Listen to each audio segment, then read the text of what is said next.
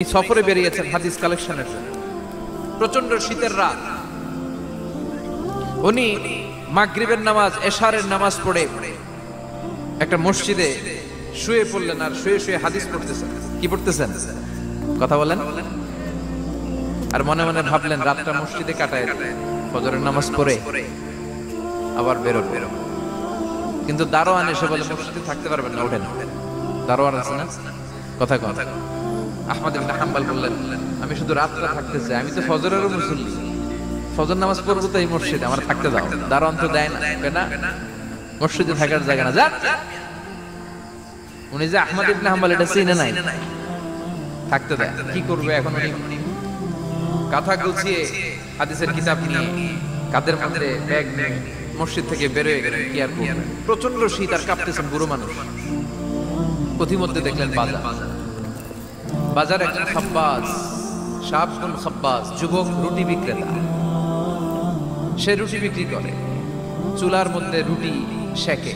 সে যে সালাম দিল, আসসালামু আলাইকুম। যুবক বলে, ওয়ালাইকুম আসসালাম। আহমদ ইবনে হাম্বল বলে, যুবক আমার যাওয়ার জায়গা নেই, সফরে বেরিয়েছি, খুব শীতে কষ্ট পাচ্ছি, রাতে যদি তোমার এই চুলা থেকে একটু আগুন পোহাই কোনো সমস্যা? যুবক বলে, না না সমস্যা না, আহলান ওয়া সাহলান, বসে আমদের আসেন, আপনি আগুন পোহাইলে আমার সমস্যা কি? সুবহানাল্লাহ পড়েন। আল্লাহ শুকরিয়া করে উনি বসলেন আর আগুন পোহাচ্ছেন। আর খেয়াল করলেন যুবক রুটি বানায় আর পরে আস্তাগফিরুল্লাহ, রুটির দলা বানায় পরে আস্তাগফিরুল্লাহ, খামির বানায় আর পরে আস্তাগফিরুল্লাহ, রুটি নিয়ে উনুনের ভিতরে চুলার ভিতরে সেকা দেয় আর পরে আস্তাগফিরুল্লাহ। দোকানদারের কাছে কেউ আসলেই সে রুটি দেয় আর পরে আস্তাগফিরুল্লাহ। ক্রেতার কাছ থেকে টাকা নিয়ে ক্যাশ বক্সে রাখে আর কি পড়ে, আবার রুটি বানানো শুরু করে আর কি পড়ে, খালি এইটাই পড়তেছে। ইমাম আহমদ ইবনে হাম্বল তো অবাক, কিরে এটা আবার কেমন যুবক, খালি আস্তাগফিরুল্লাহ। উনি প্রশ্ন করলেন, যুবক ঘটনা কি? আসার পর থেকেই তোমার দেখতেছি তুমি রুটি বানাও, রুটি বিক্রি করো আর পড়ো আস্তাগফিরুল্লাহ, মালাকা ইয়া শাবাব। যুবক বলে, আস্তাগফিরুল্লাহ আমার সবচেয়ে বেশি পছন্দের আমল, আমি সব সময় আঠার মতে ইস্তেগফারের সাথে লেগে থাকি আর সব সময় পড়তে থাকি আস্তাগফিরুল্লাহ, আর এর বদৌলতে আল্লাহ আমারে মুস্তাজাবুদ দাওয়া বানিয়ে দিয়েছে। আহমদ ইবনে হাম্বল তো অবাক, আনতা মুস্তাজাবুদ দাওয়া, তুমি মুস্তাজাবুদ দাওয়া রুটিওয়ালা? আমি এত বছর হাদিস পড়াই, আমিও তো মুস্তাজাবুদ দাওয়া না, আর তুমি রুটি বেচো বাজারে, তুমি মুস্তাজাবুদ দাওয়া, তুমি দোয়া করলে সব কবুল হয়ে যায়? যুবক বলে, না আমি মুস্তাজাবুদ দাওয়া, আমি আমার জীবনে যত দোয়া করেছি কবুল করে নিয়েছে কে? সব দোয়া কবুল করে নিয়েছে আল্লাহ, একটা দোয়া ছাড়া। কয়টা? আহমদ ইবনে হাম্বল কৌতূহল, কিউরিওসিটি আরো বেড়ে গেল, কি সব দোয়া কবুল হয়েছে একটা দোয়া ছাড়া? মাযালিকা দুআ ইয়া শাব, কি সেই দোয়া? যুবক এবার বলতে শুরু করলো, আমার জীবনে যে দোয়াটা আল্লাহ কবুল করে নাই সেটা হচ্ছে আমি আল্লাহর কাছে অনেক চেয়েছি, অনেক দোয়া করেছি যে আল্লাহ, শুনেছি এই জামানার সবচেয়ে বড় মুহাদ্দিস, তার নাম নাকি ইমাম আহমদ ইবনে হাম্বল। আল্লাহ তোমার কাছে আমার চাওয়া, আমি যেন এই ইমাম আহমদ ইবনে হাম্বলের দেখে মরতে পারি, আমি যেন ইমাম আহমদ ইবনে হাম্বলের হাতে হাত রেখে মুসাফা করতে পারি আর তার কপালে একটা চুমু এঁকে দিতে পারি। আহমদ ইবনে হাম্বল আবেগপ্রবণ হয়ে গেলেন, চোখের পানি ছেড়ে দিলেন, বললেন, যুবক তোমার এই দোয়াটাও কবুল হয়ে গিয়েছে। আহমদ ইবনে হাম্বলের দেখা সাক্ষাৎ পাওয়ার জন্য আহমদ ইবনে হাম্বলের বাড়িতে তোমার যাওয়ার দরকার নেই, আহমদ ইবনে হাম্বল তোমার দরবারে ছুটে এসেছে। আনা আহমদ ইবনে হাম্বল মুহাদ্দিসুদ দাহর, আমি নিজেই আহমদ ইবনে হাম্বল। যুবক চোখের পানি ছেড়ে দেয়, আহমদ ইবনে হাম্বল চোখের পানি ছেড়ে দেয়। যুবক চিৎকার মেরে ইমাম আহমদ ইবনে হাম্বলকে জড়িয়ে ধরে, হাতে হাত রেখে মুসাফা করে, কপালের মধ্যে চুমু খায় আর আল্লাহর শুকরিয়া করে বলে, ও ইমাম, আসলে এই দোয়াটাও আল্লাহ আজকে কবুল করে নিল। বিশ্বাস হয়?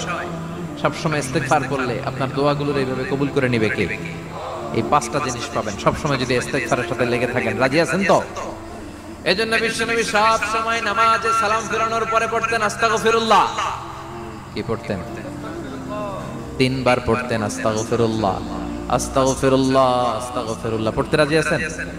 ইস্তেগফারের অনেকগুলো আলফাজ আছে, সবচেয়ে ছোট ইস্তেগফার হচ্ছে এটা, আস্তাগফিরুল্লাহ, আস্তাগফিরুল্লাহ। আরো আছে, আস্তাগফিরুল্লাহ আল্লাযী লা ইলাহা ইল্লা হুয়াল হাইয়ুল কাইয়্যুম আতুবু ইলাইহি, বিষ্ণু বলেন এই ইস্তেগফারটা যদি কেউ পড়ে আত-তাওয়াল্লি মিন ইয়াউমিজ যাহাব, যুদ্ধের ময়দান থেকে পালিয়ে আসা কবিরা গুনাহ। কি গুনাহ? কাফেরদের সাথে যুদ্ধ, আমি তাগড়া যুবক, তলোয়ার নিয়ে নেমেছি, আমার দেহের এক ফোঁটা রক্ত থাকা পর্যন্ত আমি যুদ্ধ চালিয়ে যাব, আমি ফিরে আসতে পারবো না, আইনটা কার? ফিরে আসলে কবিরা গুনাহ।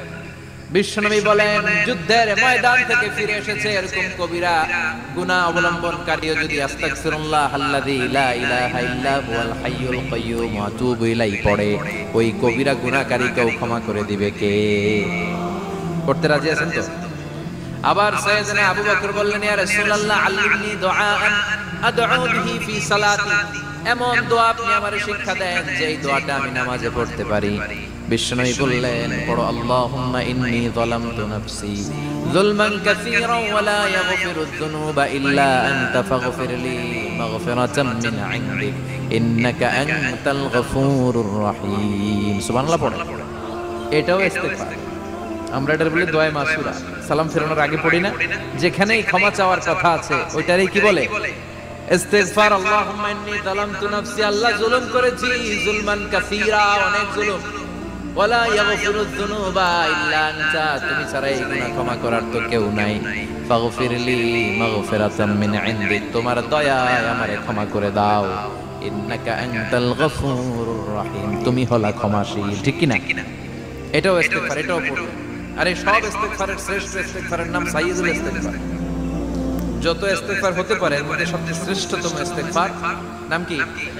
কথা কর। বুখারীর বর্ণনা, শাদ্দাদ ইবনে আউস রাদিয়াল্লাহু তাআলা আনহু বর্ণনা করেন এই সাইয়্যিদুল ইস্তিগফার দিনের বেলা যে পড়বে ওই দিনে মারা গেলে সে জান্নাতি। এই সাইয়্যিদুল ইস্তিগফার রাতের বেলা যে পড়বে ওই রাতে যদি ইন্তেকাল হয় ওই লোকটা জান্নাতি। মুখস্থ আছে না? কার কার মুখস্থ হাত তুলেন? মাশাআল্লাহ, তাবারাকাল্লাহ, মাশাআল্লাহ, মাশাআল্লাহ। আর যাদের নাই তাদের হোমওয়ার্ক, তাদের আল্লাহুম্মা আনতা রাব্বি লা ইলাহা ইল্লা আনতা খালাকতানি ওয়া আনা আবদুক ওয়া আনা আলা আহদিকা ওয়া ওয়া'দিকা মাস্তাতা'তু আউযু বিকা মিন শাররি মা সানা'তু আবু'ু লাকা বিনি'মাতিকা আলাইয়া ওয়া আবু'ু লাকা বিযামবি ফাগফিরলি ফাইন্নাহু লা ইয়াগফিরুয যুনুবা ইল্লা আনতা। সুবহানাল্লাহ পড়ুন। আজকে রাতে পড়ছেন মারা গেলে জান্নাতি। চিল্লায় পড়েন আল্লাহু আকবার। এজন্য বিশ্বনবী বলেন আমার আগের গুনাহ মাফ, পরের গুনাহ মাফ, তারপরেও প্রতিদিন আমি 70 বার তওবা ইস্তিগফার পড়ি। আজকে থেকে পড়তে রাজি আছেন তো? বেশি বেশি ইস্তিগফার পড়া যাবে না? একটু প্রাণ খুলে দিল খুলে আওয়াজ করে পড়েন তো আস্তাগফিরুল্লাহ।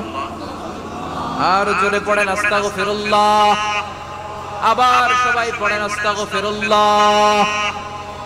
সব সময় তওবা ইস্তিগফার যারা পড়ে তাদেরকে পছন্দ করে কে? সব সময় জিকির করে করে জিহ্বাটারে যারা ভিজিয়ে রাখে তাদেরকেও পছন্দ করে কে? আল্লাহ বলেন ওয়াজকুর রাব্বাকা ফি নাফসিকা তাদাররুআন ওয়া খীফাতান ওয়া দুনাল জাহরি মিনাল কওলি বিল গুদুবি ওয়াল আসাল ওয়া লা তাকুম মিনাল গাফিলিন। সুবহানাল্লাহ পড়ে। আল্লাহ বলেন ওয়াজকুর রাব্বাকা ফি নাফসিক, আল্লাহরে মনে মনে ডাকো, তাদাররুআন ওয়া খীফা, আল্লাহর জিকির করতে আল্লাহ বলেছেন ফি নাফসিক। বুঝতেছেন না অর্থ? ফি নাফসিকা, মনে মনে আল্লাহর জিকিরটা করো। তাদাররুআন ওয়া খীফা, তাদাররুআন মানে বিনয়ের সাথে, with full of humility, submission and humbleness, বিনয়ের সাথে আল্লাহরে ডাকো। ওয়া খীফা, গোপনে গোপনে ডাকো। দুনাল জাহরি মিনাল কওল, চিৎকার চেঁচামেচি করে ডেকো না। কার কথা? আওয়াজ করে জিকির করো না। এই যে আমরা মাহফিলে লা ইলাহা ইল্লাল্লাহ জিকির করে, এটা তালিম। উদ্দেশ্য কি? তালিমের জন্য আওয়াজ করে জিকির জায়েজ আছে, কিন্তু ব্যক্তিগত জিকিরের যে ইবাদতটা এটা আস্তে আস্তে হইতে হবে, এটা ভদ্রভাবে হতে হবে, চিল্লাচিল্লি করে নয়। আবার তালিমের জিকির ওইটাও ভদ্রভাবে। ইন্নাল্লাহা জামিল ইউহিব্বুল জামাল, আমার আল্লাহ সুন্দর, আমার আল্লাহর জিকিরের মধ্যেও সৌন্দর্য আছে না নাই? কিন্তু এদেশে জিকিরের ভেতরে লাফালাফি আছে না নাই? বেশি না কম? কি বসেন বসেন, হ্যাঁ বসে যান তো, অনেক ধরনের আছে জিকির। হ্যাঁ বসেন বসেন বসে যান। হ্যাঁ হাইবার আলী, এটা কি আবার জালালি? তো এই যে ইন্নাল্লাহা জামিল ইউহিব্বুল জামাল, আমার আল্লাহ সুন্দর, আমার আল্লাহর জিকিরের মধ্যেও সৌন্দর্য আছে না নাই? তালিমের উদ্দেশ্যে সবাই মিলে জিকির করা যায়, কিন্তু চিল্লাপাল্লা করা যাবে না, লাফালাফি করা যাবে না, মাথা ডানে বায়ে ঝোলানো যাবে না, ঠিক কি না? কিন্তু লাফালাফির জিকির আছে না নাই? লাফাইতে লাফাইতে, হ্যাঁ, গাছের আগায় বাঁশের আগায়, আবার যিনি জিকির পরিচালনা করে ওনার কান্দে যায় ওঠে, আছে না নাই? বিশ্বনবী সাহাবাদের নিয়ে জিকির করছেন, সাহাবারা লাফাতে লাফাতে খেজুর গাছের আগায়, হাদিসে আছে না এটা? বিশ্বনবী সাহাবাদেরকে নিয়ে জিকির করছেন, লাফাতে লাফাতে আবু বকর বিশ্বনবীর কাঁধের উপরে, আছে, হাদিসে আছে। এটা জিকির নয়। কি সুন্দর দেখেন, ইসলাম বোঝা কত সহজ। ওয়াজকুর রাব্বাকা ফি নাফসিকা তাদাররুআ ওয়া খাইফা, গোপনে জিকির করো, ভদ্রতার সাথে বিনয়ের সাথে জিকির করো। ওয়ালা তাকুম মিনাল গাফিলিন দুনাল জাহরি মিনাল কওল, চিৎকার চেঁচামেচি করে জিকির করো না। যারা চিৎফাল দিয়ে হই হই হই হই করে, আছে না? হই হই হই হই হই হই দিকে আল্লাহর নাম আছে, হ্যাঁ? এই যে হুই হাই হুই হাই, এই স্টাইলের যে জিকির, এটার ভিতরে আমার আল্লাহর নাম আছে?